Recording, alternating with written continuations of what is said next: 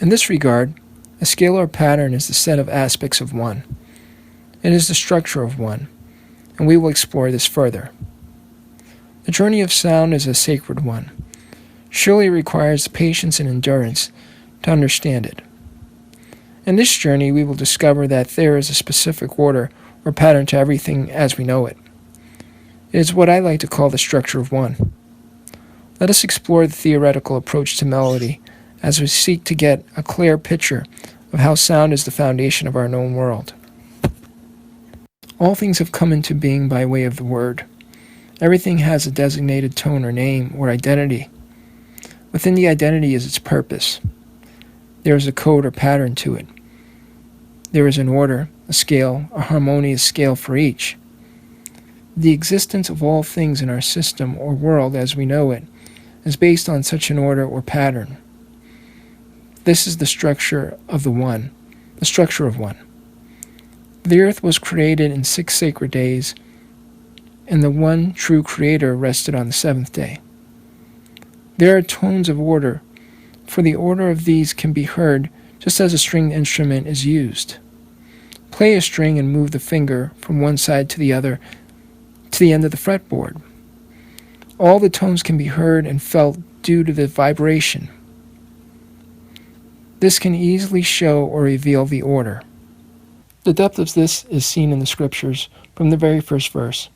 Also, it is very important to look at the first 14 verses of the Gospel of John. Let's look at these 2 books, both Genesis and John. The reality is one based on a certain perspective, the melodic perspective, and the structure of it. The well-known approach into the origin of things is a scientific one based on studies of archaeological findings or discoveries, physics, geographical studies, etc. All of these also utilize mathematics to explore possible evidence to further validate their theories. However, we will explore a different approach that predates mathematics, or shall I say, shows a deeper type of mathematics. The idea of all of this is to clearly show the origin of all things that is solely based on a melodic pattern or structure by which all things exist and function from. Let us explore this biblically and in accordance to the aspect of tone or pitch. The process of creation is one that can be seen in a melodic way, in such a way. In the beginning, God created the heavens and the earth. In the beginning, there was the Word, and the Word was with God, and the Word was God. He was in the beginning with God. All things were made through him, and without him nothing was made that was made. Understand that when a loved one stands in another room but cannot be seen, if they speak, they're identified. Yes? Do we not immediately say, "It is so-and-so"? This is because we hear their voice through their words they speak. The sound of their voice is known to the loved ones. Thus the sound comes forth from within the person, and when it becomes audible to the external, it is a representation or an audible manifestation of the person. The sound of the voice is the word of the soul that speaks. This is the word that was with God, and the word was God. I am is always. So when sound comes forth, it is a manifestation of what was always present, that the external might comprehend it. Now here are a few references of this perspective in Scripture. Take Genesis chapter 3, verses 8 through 10. Adam and Eve hear the sound or voice of the Lord walking in the garden in the cool of the day. They heard his voice and they hid themselves.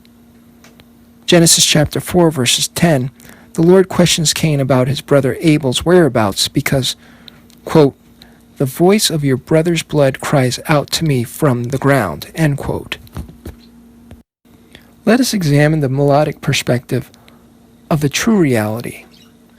In the beginning, the Lord created the heavens and the earth. This was the very beginning, just as it is written, for us to comprehend.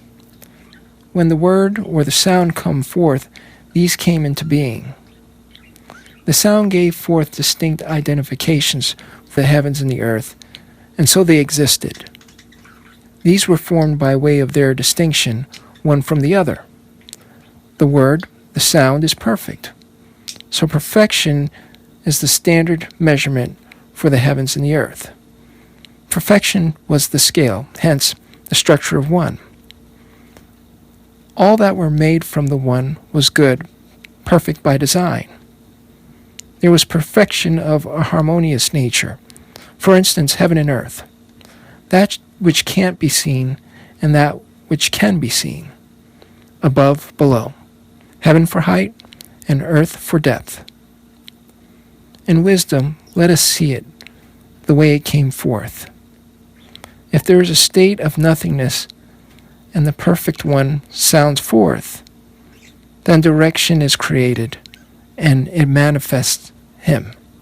There is an up and down, inside and side, or left and right, the perfect one being the center and beyond.